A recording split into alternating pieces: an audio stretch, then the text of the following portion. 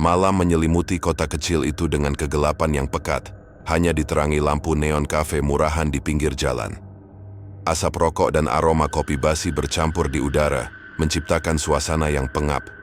Di sudut ruangan, Bunga duduk dengan sikap penuh percaya diri. Gaun merah ketatnya memamerkan lekuk tubuhnya, menarik perhatian setiap pria yang melirik. Rambut panjangnya tergerai, dan matanya yang tajam penuh pesona berbahaya. Di desa, dia dikenal sebagai pelakor, wanita yang gemar, menggoda suami orang. Tapi Bunga tak peduli pada bisik-bisik itu.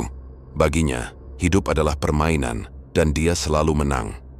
Di meja seberang Ardi, pria berusia 35 tahun dengan wajah lelah, memandang Bunga dengan campuran rasa takut dan hasrat. Dia tahu Bunga adalah masalah, tapi ada sesuatu dalam senyumnya yang membuatnya sulit berpaling. Istri Ardi, Mira, wanita sederhana yang setia, sedang menunggunya di rumah. Tapi malam ini Ardi memilih kafe ini, tempat di mana godaan menari di udara. Bunga menyadari tatapan Ardi. Dia mencondongkan tubuh, membiarkan gaunnya sedikit merosot, memperlihatkan sedikit belahan dadanya. "Art, ngapain sih lo duduk sendirian? Kayak orang kesepian?" Katanya suaranya lembut tapi penuh rayuan. Dia berjalan mendekati meja Ardi, pinggulnya bergoyang dengan sengaja. Ardi meneguk kopinya, berusaha menenangkan debaran jantungnya. "Bunga, lo tahu aku udah nikah. Jangan bikin ribet," katanya. Tapi nada suaranya lemah, seolah tak yakin dengan kata-katanya sendiri. Bunga tertawa kecil, suaranya seperti lonceng yang menggoda. Dia menarik kursi dan duduk di depan Ardi, cukup dekat hingga aroma parfumnya menyengat hidung pria itu. "Oh ayolah Art, aku tahu lo bosan sama istrimu. Mira kan cuma bisa masak sama ngurus anak.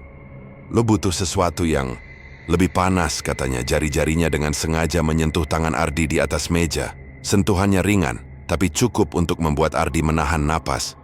"Bunga, ini bahaya. Kalau Mira tahu, habis aku," jawab Ardi. Tapi matanya tak bisa lepas dari bibir Bunga yang merah menggoda. Dia tahu dia seharusnya pergi, tapi kakinya seperti terpaku. "Tenang, sayang. Kita main di tempat sepi. Nggak ada yang bakal tahu," bisik Bunga. Matanya berkilat penuh janji. Dia mencondongkan tubuh lebih dekat, hingga Ardi bisa merasakan napas hangatnya. "Bayangin cuma kita berdua, tanpa gangguan. Lu nggak pengen coba sesuatu yang bikin lu lupa semua masalah?" Ardi menelan ludah. Gambaran yang ditawarkan Bunga terlalu menggoda untuk ditolak. "Lo serius Bunga? Kalau ketahuan desa ini bakal heboh," katanya. Tapi suaranya sudah mulai goyah. Bunga tersenyum licik, tahu dia sudah hampir menang. "Desa? Biarin mereka ngomong. Yang penting, lo puas malam ini. Ayo, ikut aku. Ada gang di belakang kafe, sepi banget.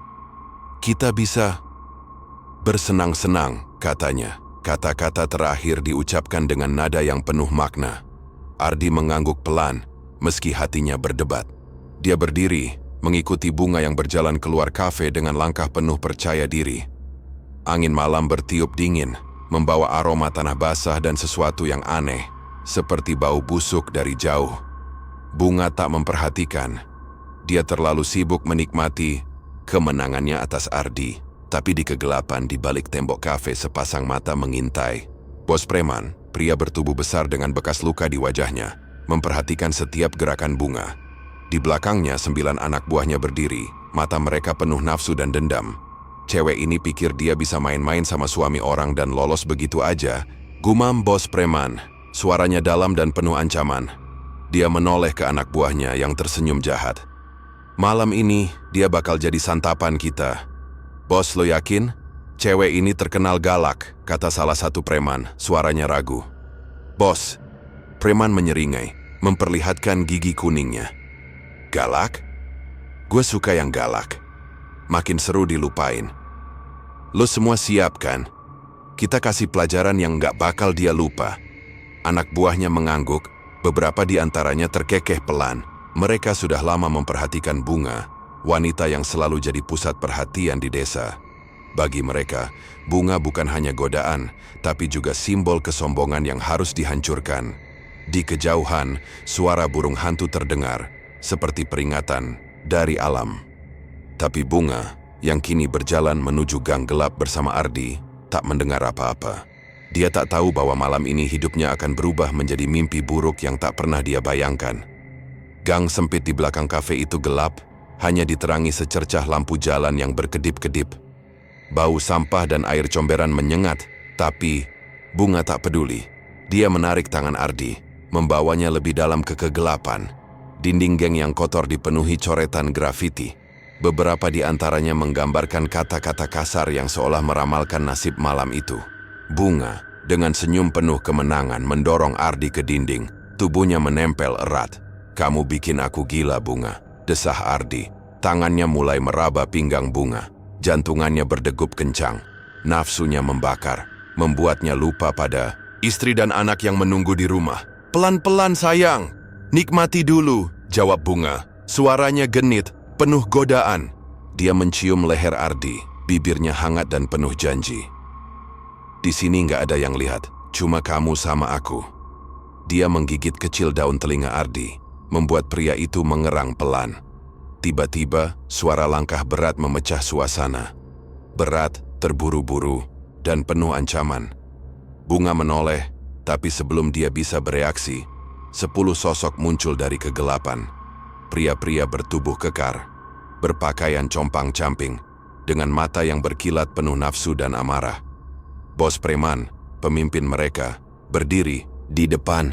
Wajahnya yang penuh bekas luka tampak mengerikan di bawah cahaya redup. Ardi langsung panik, mendorong Bunga menjauh dan berusaha lari. "Mau kemana, bro?" bentak salah satu preman, menghadang Ardi. Sebelum Ardi bisa menjawab, tinju keras mendarat di wajahnya. Darah mengalir dari hidungnya, dan dia jatuh tersungkur. Preman lain menendangnya tanpa ampun. Tulang rusuknya berderit. Ardi menjerit, tapi suaranya tenggelam di antara tawa kasar para preman. Bunga mundur, tubuhnya gemetar. "Kalian siapa? Apa mau kalian?" teriaknya. Suaranya bergetar tapi masih berusaha terdengar berani. Jantungannya berdetak kencang. Rasa takut mulai merayap. Bos preman melangkah maju menyeringai lebar. "Lo pikir lo siapa, cewek? Goda suami orang seenaknya, bikin rumah tangga orang hancur." Suaranya dalam, penuh dendam. Dia menatap Bunga dari atas ke bawah, matanya penuh nafsu. "Malam ini, lo bakal ngerasain akibatnya." "Tolong, aku nggak bermaksud apa-apa." Bunga memohon, suaranya melemah. Dia mencoba mundur, tapi punggungnya sudah menempel di dinding dingin. Tidak ada jalan keluar. Preman-preman itu mengelilinginya, membentuk lingkaran seperti serigala yang siap menerkam. "Tolong? Lo pikir permen karet lo itu bisa nyelamatin lo sekarang?" Tawa preman lain. Suaranya kasar. Dia meraih lengan Bunga. Kuku-kukunya mencengkeram kuat hingga memar. "Lo suka main panas kan? Sekarang kita kasih yang lebih panas." Bunga menjerit, mencoba melepaskan diri, tapi cengkeraman itu terlalu kuat. "Lepasin aku, kalian gak akan lolos," ancamnya, tapi suaranya pecah oleh ketakutan. Dia melihat Ardi yang tergeletak tak bergerak, darah menggenang di bawah wajahnya. Harapan satu-satunya kini lenyap. Bos preman mendekat, wajahnya hanya beberapa sentimeter dari wajah Bunga. Bau alkohol dan rokok dari napasnya membuat Bunga mual. "Lolos? Lo yang gak bakal lolos, Jalang," katanya. Tangannya merobek kancing atas gaun Bunga. Kain itu robek dengan suara yang memilukan, memperlihatkan kulit Bunga yang pucat. "Seret dia ke gudang," Perbunga menjerit. Suaranya keras dan penuh ketakutan. Dua preman besar menyeret Bunga menuju gudang tua di ujung gang. Bangunan itu bobrok, pintunya berkarat, dan baunya menyengat, campuran kayu lapuk, tikus, dan sesuatu yang busuk. Di dalam hanya ada kasur kotor di sudut dan beberapa botol minuman keras yang berserakan. Bunga terus menjerit, suaranya bergema di dinding gudang yang kosong, tapi tak ada yang akan mendengar di tempat terpencil ini. "Berisik, ya?" bentak preman bertato, menampar wajah Bunga hingga kepalanya terpelanting. Bibirnya pecah, darah menetes ke dagunya. "Diam, atau gua bikin lo nyesel lahir." Bunga terisak, tubuhnya gemetar hebat. "Tolong, aku bayar berapa aja. Jangan Gitu. Pintanya, suaranya hampir tak terdengar. Bos preman tertawa. Suaranya menggema seperti raungan binatang. Bayar? Lu pikir duit lu bisa beli nyawa lu sekarang? Dia meraih dagu Bunga, memaksa wanita itu menatapnya. Lu suka main api kan? Sekarang kita bakar lu sampai habis. Preman-preman lain terkekeh. Beberapa mulai melepas ikat pinggang mereka. Mata mereka penuh nafsu, seperti predator yang siap mencabik mangsanya. Bunga menutup mata, air mata mengalir di pipinya. Dia tahu malam ini bukan hanya tentang hukuman, ini tentang kehancuran total. Di luar angin menderu, membawa suara aneh seperti bisikan dari kegelapan, seolah alam sendiri meratapi nasib Bunga. Di dalam gudang tua yang pengap, kegelapan seolah menelan segalanya. Cahaya lampu bohlam yang redup menggantung di langit-langit, berkedip-kedip seperti denyut jantung yang sekarat. Bau tikus, keringat, dan darah memenuhi udara, menciptakan suasana yang mencekik. Bunga terduduk di lantai semen yang dingin, gaun merahnya kini compang-camping, robek di mana-mana. Wajahnya memar, bibirnya berdarah, dan matanya penuh ketakutan yang tak terucapkan. 10 preman mengelilinginya, tawa mereka bergema seperti kawanan hiena yang siap mencabik mangsa. Enak kan, Jalang? Lu suka begini ya kan? Cibir preman bertato, yang dipanggil Gendon, sambil merobek sisa kain yang menutupi tubuh Bunga. Dia menarik rambut Bunga kasar, memaksa wanita itu menatapnya. Lu pikir lu bisa goda cowok seenaknya tanpa bayar harga? Bunga menangis terseduh, tubuhnya gemetar hebat. Tolong, aku mohon, jangan lakuin ini. Isaknya, suaranya pecah dan lemah. Dia mencoba merangkak menjauh, tapi tangan kasar lain menariknya kembali, melemparkannya ke kasur kotor di sudut gudang. Mohon? Sekarang lo mohon? Mana keberanian lo tadi, hah? Bentak bos preman. Wajahnya penuh amarah. Dia meludahi wajah Bunga. Ludahnya mendarat di pipi wanita itu. Lo suka main panas sama suami orang, sekarang rasain panasnya neraka. Satu persatu, preman itu melampiaskan nafsu mereka. Gendon yang pertama, dengan kekerasan yang brutal, mencengkeram lengan Bunga hingga memar biru. Jeritan Bunga menggema, tapi tak ada yang peduli. Preman lain tertawa. Beberapa merekam dengan ponsel murahan. Cahaya layar menyinari wajah mereka yang penuh kegembiraan jahat. Lihat nih, si pelakor kena batunya. Teriak salah satu, suaranya penuh ejekan. Bunga berusaha melawan, mencakar, dan menendang tapi tenaganya habis. Setiap gerakan hanya membuat preman semakin ganas. Diam, atau gue potong lidah lo, ancam preman kurus dengan pisau lipat di tangan. Matanya liar seperti orang gila. Bunga menyerah, tubuhnya lemas, pikirannya hancur. Tuhan, tolong aku. Bisiknya dalam hati, tapi doanya tenggelam di antara tawa dan makian. Setelah Gendon, preman lain mengambil giliran. Masing-masing lebih kejam, seolah berlomba menunjukkan siapa yang paling bengis. Darah mengalir dari luka-luka di tubuh Bunga, bercampur dengan keringat dan air mata. Kasur kotor itu kini berlumur noda, saksi bisu dari kengerian yang tak terbayangkan. Lo pikir lo cantik? Sekarang lo cuma sampah. Cibir bos preman, menampar wajah Bunga hingga kepalanya terpelanting. Tamparannya meninggalkan bekas merah di pipi yang sudah pucat. Bunga tak lagi menjerit. Suaranya habis, tenggorokannya serak. Matanya kosong, menatap langit-langit gudang yang penuh sarang laba-laba. Pikirannya melayang, mencoba melarikan diri dari tubuh yang kini hanya wadah penderitaan. Gambar ibunya, yang dulu memperingatkannya tentang gaya hidupnya, muncul di benaknya. Bunga, jangan kejar kesenangan yang salah, kata ibunya dulu. Tapi Bunga tak mendengar, dan kini harga itu dibayar dengan cara paling mengerikan. Setelah berjam-jam, preman-preman itu akhirnya puas. Mereka mundur, beberapa menyalakan rokok, asapnya menambah kepungan udara yang pengap. Bunga tergeletak di kasur, tubuhnya penuh luka dan memar, napasnya tersengal. Dia hampir tak sadar, hanya sesekali mengeluarkan rintihan kecil. Bos preman berdiri di atasnya menyeringai. Lo pikir ini selesai? Ini baru awal, Jalang, katanya, suaranya penuh kebencian. Lo nggak pantas hidup setelah apa yang lo lakuin ke keluarga orang. Buang dia ke danau angker, perintah bos preman. menoleh ke anak buahnya. Beresin sebelum matahari terbit. Bos, lo yakin? Danau itu, katanya ada arwah jahat, kata preman muda. Suaranya bergetar. Dia masih baru, wajahnya pucat setelah melihat kekejaman malam ini. Jahat? Lo takut hantu, tapi nggak takut ngelakuin ini? Ejek Gendon menampar kepala preman muda itu. Cepet, ikat dia. Mereka mengambil tali dari sudut gudang, mengikat tangan dan kaki Bunga dengan kasar. Bunga mencoba berbicara. Jangan, aku mohon, kasih aku kesempatan. Tapi suaranya hanya keluar sebagai bisikan lemah. Preman kurus menendang perutnya, membuatnya meringis kesakitan. Diam, atau gue bikin lu mati sekarang, ancamnya. Bunga diseret keluar gudang. Tubuhnya terseret di lantai kasar hingga kulitnya terkelupas. Di luar, hujan deras mulai turun. Petir menyambar di kejauhan, menerangi langit dengan kilatan yang menyeramkan. Air hujan membasahi tubuh Bunga, mencampur darah dan kotoran di kulitnya. Dia merasa kematian mendekat, tapi tak bisa melakukan apa-apa. Preman-preman itu memasukkan Bunga ke dalam karung goni, mengikatnya erat.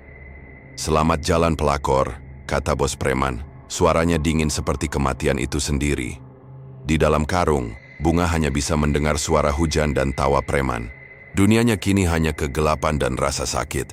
Dia tahu danau angker yang mereka bicarakan bukan sekadar tempat pembuangan. Itu adalah gerbang menuju neraka.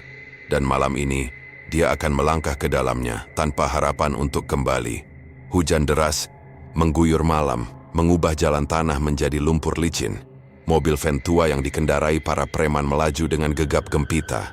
Bannya berderit melawan genangan air. Di dalam karung goni yang basah, Bunga terbaring lemah, tubuhnya penuh luka dan memar. Ikatan tali di tangan dan kakinya menggigit kulit, membuat setiap gerakan terasa seperti siksaan baru.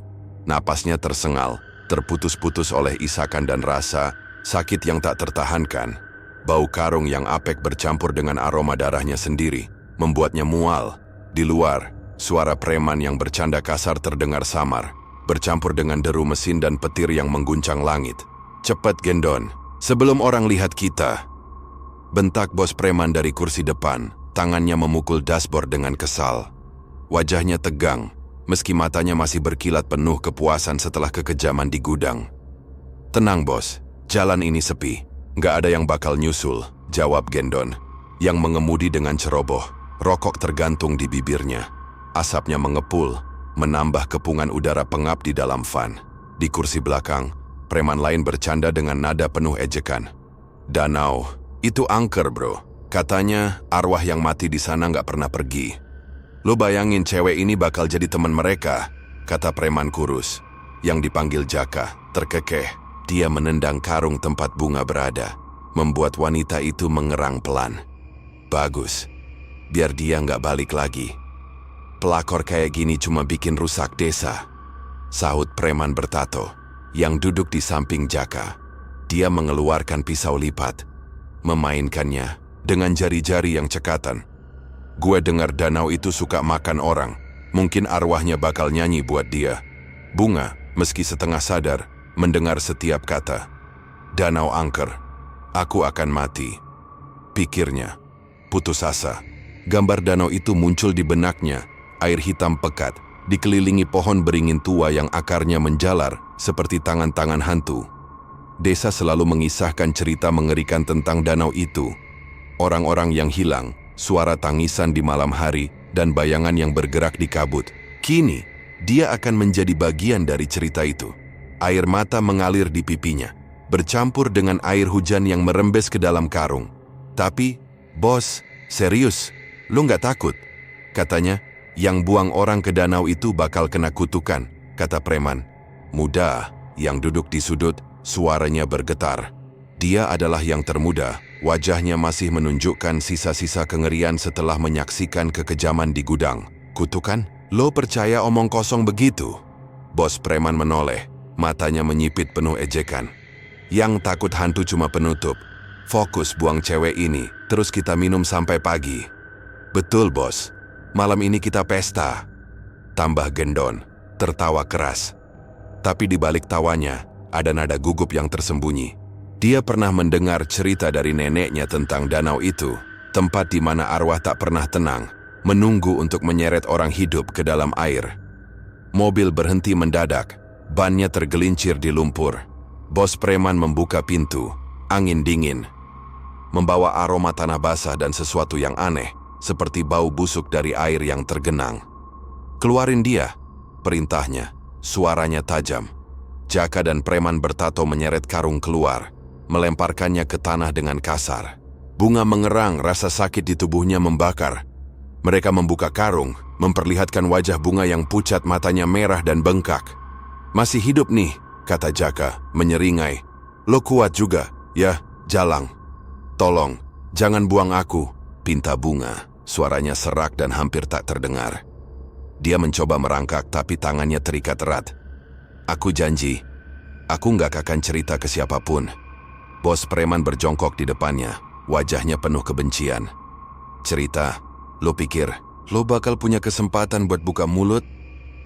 Dia menampar wajah Bunga, membuatnya jatuh ke lumpur. "Danau ini bakal nutup mulut lo selamanya." Di sekitar mereka, danau angker itu tampak seperti lubang hitam di tengah hutan. Airnya pekat, tak memantulkan cahaya bulan yang tersembunyi di balik awan. Pohon-pohon beringin tua berdiri menjulang, cabang-cabangnya seperti lengan yang siap meraih. Kabut tebal menyelimuti permukaan air, dan suara aneh, seperti tangisan atau bisikan, terdengar samar dari danau. Preman muda mundur selangkah, wajahnya pucat. "Lo dengar itu? Itu arwah danau," katanya. Suaranya gemetar. "Jangan, penutup, buang dia sekarang," bentak bos preman, menendang karung hingga Bunga terjerembab ke tepi air. Preman lain mengangkat tubuh Bunga, yang kini tak lagi melawan.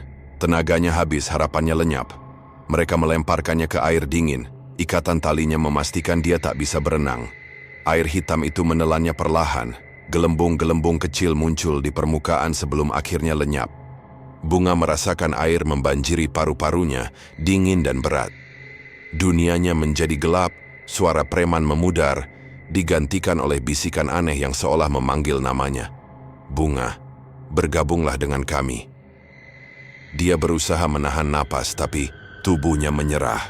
Kegelapan menutup pandangannya, dan danau angker menyambutnya dengan pelukan abadi. Di tepi danau, preman-preman itu menatap air yang kini kembali tenang. "Selesai," kata bos preman, menyalakan rokok. Tapi di kejauhan, suara tangisan samar terdengar lagi, membuat bulu kuduk mereka merinding. "Cepat, balik ke mobil," perintahnya. Suaranya untuk pertama kalinya menunjukkan ketakutan.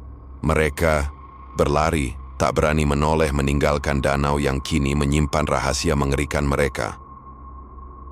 Pagi menyingsing dengan kabut tipis yang masih menyelimuti desa, namun suasana damai itu segera pecah. Di gang belakang kafe, warga menemukan Ardi tergeletak, wajahnya penuh darah dan memar. Dia setengah sadar mengigau dengan suara parau.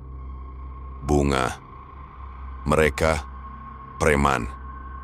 Dia dibunuh," katanya. Matanya liar penuh ketakutan saat warga membawanya ke klinik desa. Berita menyebar seperti api, membuat desa gempar. Bunga, wanita yang dikenal sebagai pelakor, hilang tanpa jejak. Bisik-bisik tentang danau angker mulai terdengar, tapi tak ada yang berani mendekat untuk mencari. Di tepi danau angker, air hitam itu tampak tenang, namun ada sesuatu yang bergerak di bawah permukaan. Kabut tebal berputar perlahan, membentuk siluet samar. Sosok Bunga muncul, tubuhnya basah, rambut panjangnya menempel di wajah pucat yang menyeramkan. Matanya kosong, hanya bola putih tanpa pupil, namun penuh dendam yang membara. "Kalian akan membayar," bisiknya. Suaranya seperti angin dingin yang merayap di antara pohon-pohon beringin. Air di sekitarnya beriak pelan, seolah menanggapi amarahnya. Malam itu, teror dimulai. Preman muda, yang dipanggil Dito, duduk di kamar kontrakannya, yang sempit. Lampu neon di atasnya berkedip-kedip, membuat bayangan di dinding bergerak aneh. Dia masih terguncang oleh kejadian di gudang dan danau. Tangannya gemetar saat menyalakan rokok. "Aku dengar suara cewek nangis di kamar tadi malam," katanya pada Jaka, yang datang untuk meminjam uang. Suaranya penuh ketakutan, wajahnya pucat. "Loh, kebanyakan minum, Dit. Nggak ada hantu-hantuan di sini," cibir Jaka, meski matanya gelisah melirik ke jendela. Di luar angin bertiup kencang membawa suara desisan yang tak wajar. Lupain aja cewek itu, dia udah tenggelam selesai. Tapi, gue mimpi dia, Jack. Dia berdiri di depan gue, basah kuyup matanya nggak normal. Dito memegang kepalanya, suaranya bergetar. Dia bilang gue bakal mati. Jaka tertawa tapi tawanya terdengar dipaksakan. Mimpi doang bro, lu takut amat. Ayo kita minum, biar lu tenang. Dia mengeluarkan botol arak dari tasnya, menuang ke gelas kotor.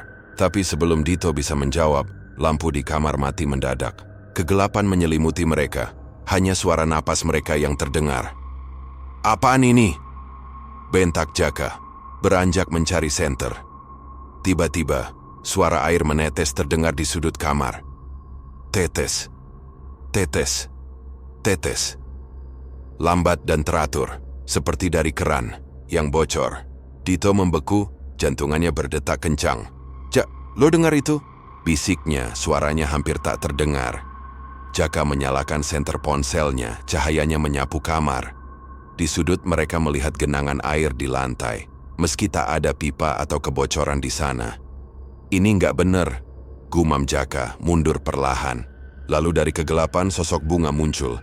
Rambutnya menutupi wajah, tangannya terjulur, kulitnya pucat seperti mayat. Kalian nggak bisa lari. Suaranya serak, penuh kebencian. Dito menjerit, jatuh dari kursi.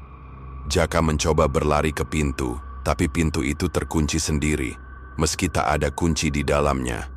Sosok Bunga melayang mendekat. Air menetes dari tubuhnya, membentuk jejak di lantai. Lo yang pertama, bisiknya. Tangannya mencengkeram leher Dito. Jeritan pemuda itu terputus, matanya membelalak sebelum ambruk tak bernyawa. Jaka hanya bisa menatap, tubuhnya lumpuh oleh ketakutan, sebelum sosok itu menghilang secepat datangnya. Keesokan harinya, warga menemukan tubuh Dito tergantung di pohon beringin dekat danau. Tali tua melilit lehernya. Wajahnya membiru, matanya terbuka lebar seolah menyaksikan kengerian terakhir. Ini arwah Bunga, danau angker balas dendam, bisik warga. Ketakutan menyebar seperti wabah. Jaka, yang selamat malam itu, tak berani bicara. Dia hanya menggigil di sudut warung, matanya kosong. Dia nyata, dia datang buat kita. Gumamnya, berulang-ulang. Satu persatu, preman lain mulai menghilang. Ada yang ditemukan tenggelam. Di sungai kecil tubuhnya penuh cakaran aneh. Ada yang ditemukan di gudang tua, jantungannya berhenti tanpa sebab. Warga semakin yakin, Bunga tak hanya mati, dia bangkit sebagai arwah penuh dendam. Danau itu terkutuk. Siapapun yang bikin dosa di sana nggak akan selamat, kata seorang nenek. Suaranya penuh peringatan. Bos preman, yang biasanya tak kenal takut, mulai gelisah. Dia menolak percaya pada hantu. Omong kosong, orang mati nggak balik, bentaknya saat anak buahnya berbisik tentang arwah Bunga. Tapi malam itu, dia bermimpi. Bunga berdiri di depan ranjangnya, wajahnya pucat, matanya berdarah. Lo nggak bisa kabur, lo berikutnya, bisik arwah itu. Suaranya seperti pisau yang mengiris jiwanya. Bos preman terbangun dengan keringat dingin, jantungannya berdegup kencang. Di luar suara angin membawa bisikan nama Bunga, seolah danau memanggilnya untuk bergabung. Kegelapan malam menyelimuti desa, namun ketakutan kini lebih pekat daripada bayang-bayang. Warga tak lagi berani keluar setelah matahari terbenam. Pintu-pintu dikunci rapat, dan doa-doa dipanjatkan dengan suara gemetar. Berita tentang kematian para preman menyebar cepat, masing-masing lebih mengerikan dari sebelumnya. Dito tergantung di pohon beringin, Jaka ditemukan tenggelam di sungai dengan cakaran di tubuhnya, dan 3 preman lain hilang tanpa jejak. Desa yang dulu ramai kini seperti kuburan, hanya suara angin dan bisikan tak wajar yang mengisi malam. Warga yakin, arwah Bunga sedang berburu, dan danau angker adalah pusat teror itu. Malam itu, seorang pedagang sayur bernama Pak Maman berani melintas di dekat rumah bos preman, membawa keranjang kosong setelah pasar malam. Di bawah lampu jalan yang redup, dia melihat sesuatu yang membuat darahnya membeku. Sosok wanita basah kuyup, rambutnya menjuntai menutupi wajah, berjalan pelan menuju rumah bos preman. Gaun merahnya robek, air menetes dari tubuhnya, meninggalkan jejak di tanah. "Bunga, dia balik!" jerit Pak Maman. Keranjangnya jatuh, sayuran berserakan. Dia berlari pulang, tak berani menoleh. Suara langkah basah itu seolah mengejarnya. Kabar itu menyebar pagi harinya, membuat warga semakin panik.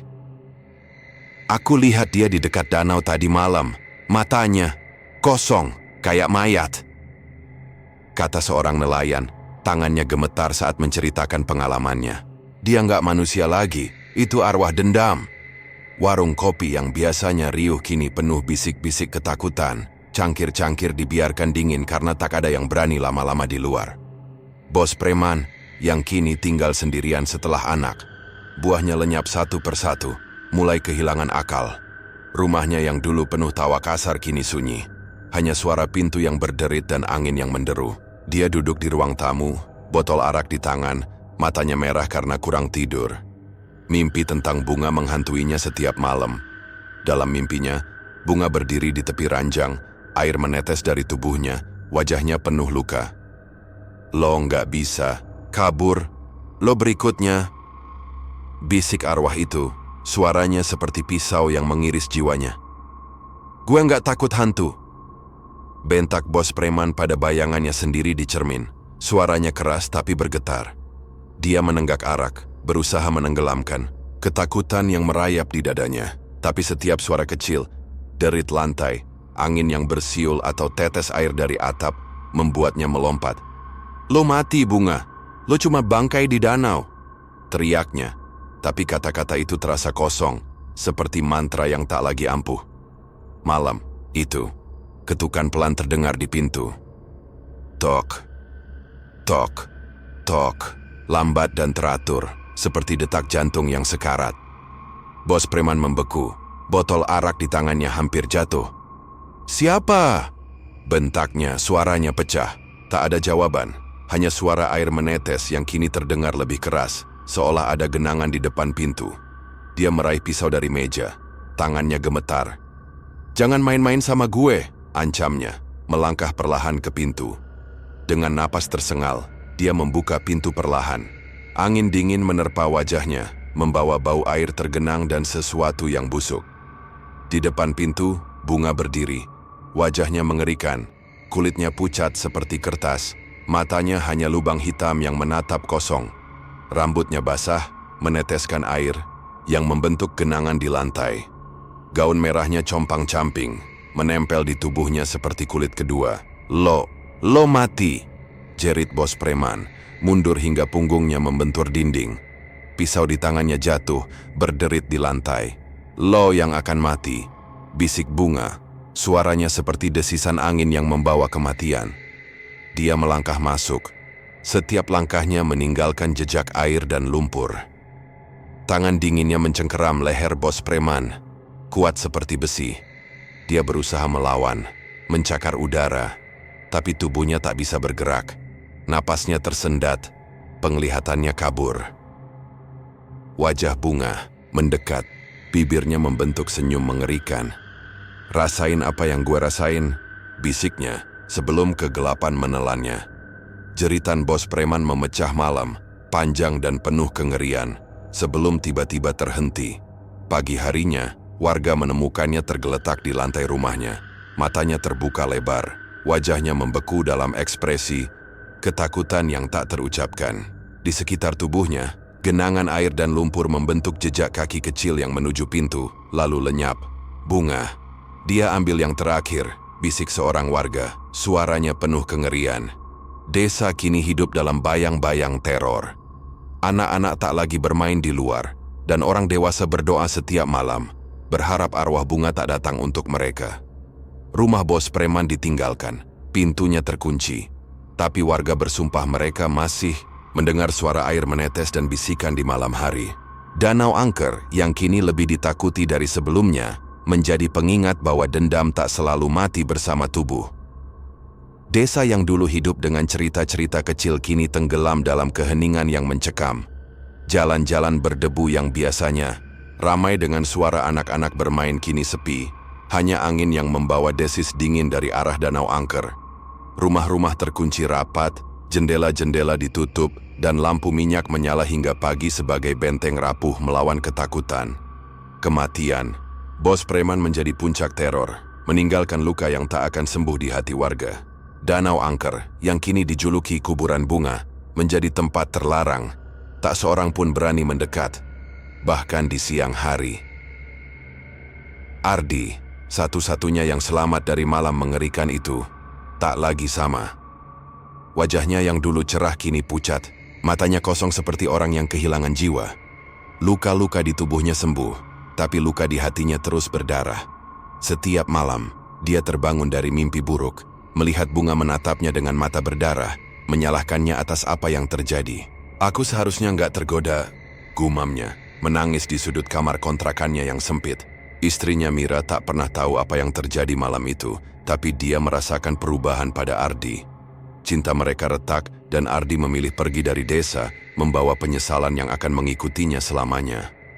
Maafkan aku Mira, aku nggak pantas di sini, katanya sebelum naik bus, meninggalkan desa tanpa menoleh. Warga, yang kini hidup dalam bayang-bayang ketakutan, berusaha mencari jalan keluar. Mereka mengadakan ritual di tepi danau, dipimpin oleh Pak Lurah dan seorang dukun tua bernama Mbok Sari. Asap kemenyan mengepul, mantra-mantra kuno bergema, dan sesajen diletakkan di tepi air, nasi kuning, bunga, dan darah ayam sebagai persembahan. Arwah bunga, tenanglah, lepaskan dendammu, kata Mbok Sari. Suaranya serak namun penuh harap. Tapi angin tiba-tiba bertiup kencang, memadamkan api kemenyan, dan suara tangisan samar terdengar dari danau. Warga berhamburan, beberapa menjerit, yakin bahwa bunga menolak perdamaian. Bunga tak akan pergi, dendamnya terlalu kuat, kata Mbok Sari malam itu, duduk di beranda rumahnya. Matanya menatap ke arah danau, penuh keprihatinan. Dia bukan cuma arwah biasa. Danau itu tempat terkutuk. Siapapun yang berdosa di sana, jiwanya terperangkap selamanya. Warga yang mendengarnya hanya bisa mengangguk, tak berani bertanya. Lebih lanjut, mereka tahu ritual itu sia-sia. Bunga, dengan segala penderitaan yang dia alami, telah menjadi bagian dari danau, sebuah kekuatan yang tak bisa dilawan. Malam-malam berikutnya, sosok bunga masih terlihat oleh beberapa warga pemberani, orang-orang yang terpaksa melintas dekat danau untuk mencari kayu atau ikan. Seorang petani tua bersumpah melihatnya berdiri di tepi air, gaun merahnya berkibar meski tak ada angin. Dia ngeliatin aku, matanya kayak lubang neraka, katanya di warung, tangannya gemetar memegang cangkir kopi. Nelayan lain melaporkan, perahu mereka tergoyang sendiri di tengah danau, seolah ada tangan tak terlihat yang menarik dari bawah. Aku dengar dia bisik nama-nama, nama preman-preman itu, katanya, wajahnya pucat. Danau itu sendiri seolah hidup dengan cara yang mengerikan. Kabut tebal tak pernah meninggalkan permukaannya bahkan di siang bolong. Airnya tetap hitam, tak memantulkan cahaya dan kadang beriak tanpa sebab. Pohon-pohon beringin di sekitarnya tampak lebih menyeramkan, akar-akarnya seperti jari-jari yang merangkak ke air. Suara tangisan bunga masih terdengar di malam-malam tertentu, kadang bercampur dengan bisikan yang tak jelas. Seperti doa yang terputus. Bunga, bunga, kata angin, seolah memanggil mereka yang masih hidup untuk mengingat dosa-dosa mereka. Desa tak pernah pulih. Warung-warung tutup lebih awal. Anak-anak tak lagi bermain di luar. Dan cerita tentang bunga menjadi legenda yang dituturkan dengan suara pelan, penuh takut. Jangan dekat-dekat danau, nah. Arwahnya masih di sana, nunggu orang yang salah langkah, kata para ibu pada anak-anak mereka. Pelajaran itu pahit. Pengkhianatan, nafsu, dan kejahatan selalu membawa akibat. Dan di desa ini, Danau Angker adalah hakim yang tak kenal ampun. Jauh di dalam air hitam itu, bunga tetap ada. Arwahnya terikat pada danau, dendamnya abadi. Kadang, di malam yang sunyi, bayangannya muncul di permukaan. menatap dengan mata kosong yang penuh kebencian. Danau angker menjaga rahasianya, menyimpan cerita tentang seorang wanita yang dihancurkan oleh nafsu dan kebengisan, dan yang kini menjadi penjaga mengerikan dari tempat terkutuk itu. Desa boleh mencoba melupakan, tapi bunga tak akan pernah pergi. Dia adalah bagian dari kegelapan selamanya.